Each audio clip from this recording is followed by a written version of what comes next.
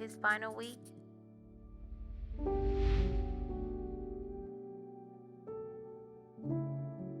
He was just busy. I started that Monday. I hardly ever saw him. I was on my 7 nights on working, and I remember that Monday he was gone. He was working, doing a job for someone that Tuesday, and that Wednesday night my mom called me, and she said she was having difficulty breathing. She was at home, and I said, well, you need to come to the emergency room. So she said she didn't have nobody to bring her. So I called my husband, and it was like 1 in the morning. And I called him and I told him, I said, my mom having problems. She said, breathing. I need you to bring her to the emergency room. My husband, he never changed a word, and he got up and brought her to the emergency room. And around about 4:30, everything was coming back okay, and they gave her some medicine. So I told my husband, I said, well, you can go home and get you some rest. I said, I'll bring mom home with me when I get off work. She can stay here till I get off. So he did. He went on. Well, I thought he went home, but when I got to my mom's house, he was down at the church. And I came on home, and he was just busy. He had to go to Tupelo, just different things. I didn't hardly see him. And then that Friday, we had a conference call that we was on, but I noticed he was kind of like laying around. He laid down all that day. And we was going to a Valentine's Day, because this is Valentine's Day. And we was going to be with Pastor Clark in their church in Hamilton that night at 6 o'clock. So he got up and he got dressed for that. And we went to the service, and it was really nice. It was really nice. I enjoyed it. And now that I look back on it, I enjoyed it even more, because I was sitting there next to my husband, and I hold his hand, and they gave prizes to the people that had been married the longest or was the oldest. So Bishop was the oldest there, and so they called us up and gave him $20. I remember it was $20. And I was telling him, I said, now I'm not as old as he is, just making fun. And he started singing this song. Oh my God. And he had this little dance that he would do, when he would be singing it. And I looked over at Pastor Turnipseed, and I just had to hit him on the shoulder. I said, you can't do nothing with Bishop. And so anyway, after that just made my night. And we went back and we sat down, and I looked over at him. I said, now you got to give me half of that. He said, what? He said, it's my money. I said, no, it's our money. And I went in my pocket, and I got $10. I said, here you go. And he looked at the person behind us, and he said, she really gonna take my $10? And we just laughed it off, and we ate and everything, and we was intending to take some pictures while we was there, but we didn't get a chance to. So we was leaving the place in Hamilton, and we got home, and we sat there at the bar stool, and we was just sitting there talking. And he said, I want you to take my picture. He said, while I got my red and black on, he said, I want you to take my picture. And I said, okay. So he came and got on the computer. So I remember looking at my watch, and I said, well, it's 11:30. I said, still Valentine's Day. I said, you better come on if you want me to take your picture. And he stood right there by where you're sitting. And I was taking his pictures. He was getting in different poses. And on the picture, we got this live thing on iPhone. And you can hear me laughing at him, because he was trying to see how he was going to pose. And that Saturday morning, that night we went to bed, and that Saturday morning I woke up, felt really, really bad. I was really sick. I checked my temperature, and it was like 101. And I called my doctor, and she sent me a prescription to the hospital pharmacy. And he said, I gotta go to this funeral. He said, but if they get it ready, I'll run and get your medicine for you. And that was that Saturday, and he did. He went and got my medicine, and he came back to check on me. And then he had to go preach that night up in Pontotoc, Belden area. And he came home, and that Sunday morning I woke up, I had a temperature of 103.3.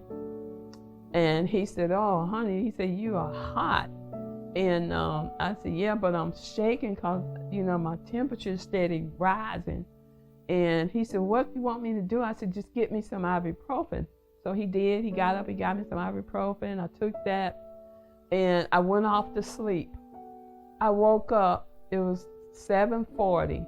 My husband was already up, dressed for Sunday school. And he came, he said, how you feel? I said, I feel better. And I checked my temp, it was 99.7. And he kissed me right here on the forehead. And he said, I'm so glad. He said, because when my baby don't feel good, I don't feel good. And those words will stay with me till God called me home. And he got ready and he left. He went to Sunday school. He went to the radio station. He came back to the church and he preached the message that I thank God we got it on video, his last sermon. And I'm standing in for the wife.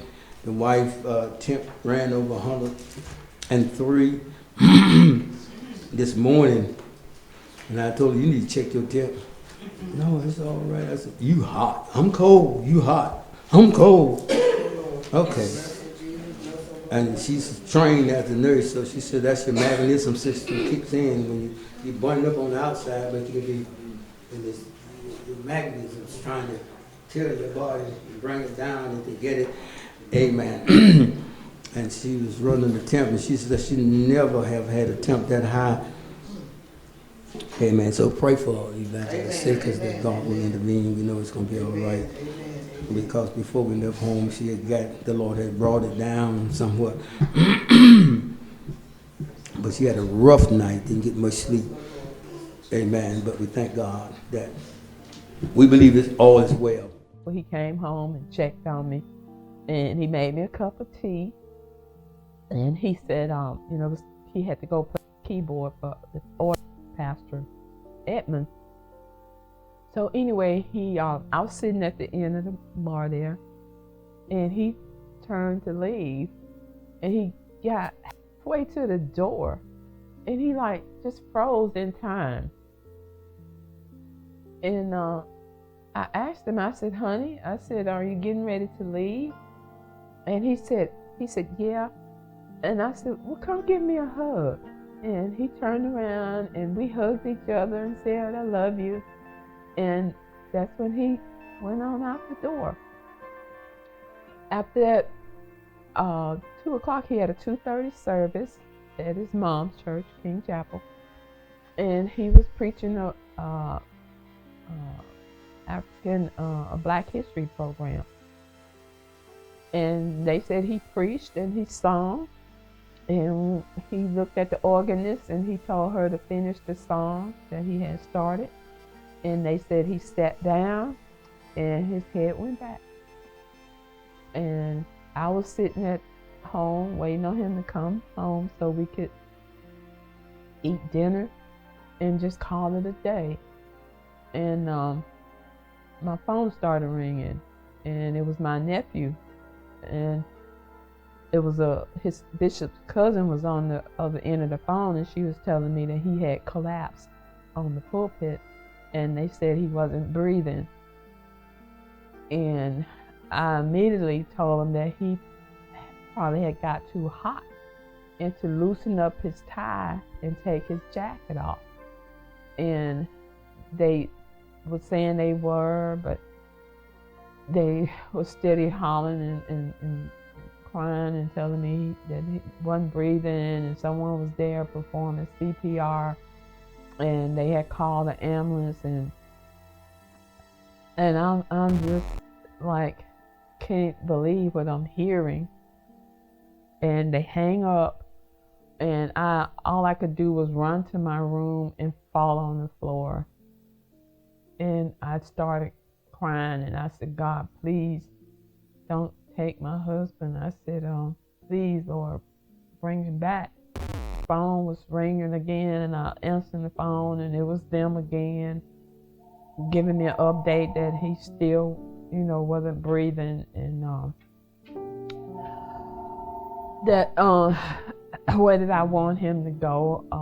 I told him to ambulance get there, tell him to take him to West Point, and that my brother-in-law called me, and he said, "Are you on your way?" Well, I'm weak as a rag because I was sick. I had been fighting that fever all night, and I told him I was trying to put some clothes on, and I had called my boys, and Titus told me he was the closest. He lived in Tupelo, and he said, "Mom, I'm on my way. I'm on my way." But they was calling, and I'm praying, and I'm trying to, ask God to intervene, because I knew there wasn't nothing I could do if God didn't intervene. And I got in my car, and I was headed out to King Chapel, and they called me again on my cell phone. It was like every time I'd see that my nephew's phone number, it was just, and I'd answer the phone, and they was telling me that the ambulance people wanted to talk to me. And he was asking me, was my husband a diabetic? And I said, not that we know of. And I said, he only take medicine for high blood pressure and cholesterol medicine and acid reflux. That was all he took. And he said, well, they's telling us that you want him to go to West Point. He said, but we can't take him to West Point. We got to bring him to the closest hospital, which is going to be Aberdeen. And he said, because when we got here, he said his pupils was already fixed and dilated. And to hear those words, he said, and we couldn't get a pulse. He said, and I asked him, I said, are y'all doing everything y'all can? I said, are you all giving him epinephrine, everything you can? He said, yes, ma'am, we doing everything we can. And he said, but it's not enough that we can take him to West Point. We got to come to Aberdeen. And I said, okay.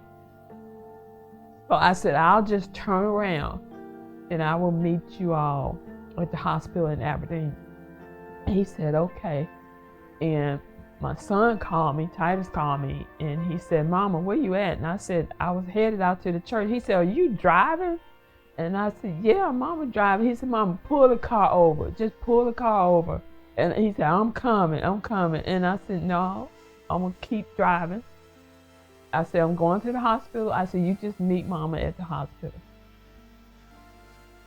And that's what we did. I went to the hospital, and I sat there. Titus got there.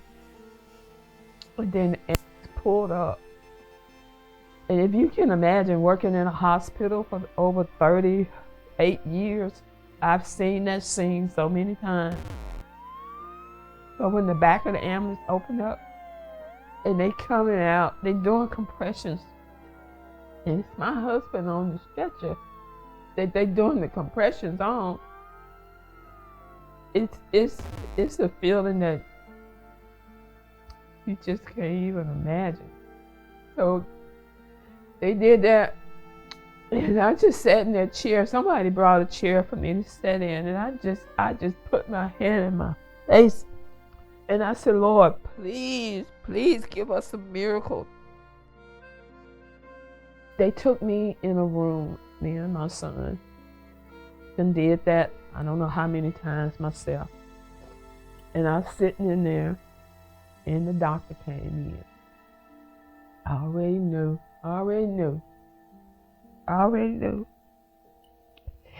And she said, I want you to know we did everything. She said, I even took the ultrasound machine and I looked at his heart, and it was just sitting there. There wasn't no motion, no movement.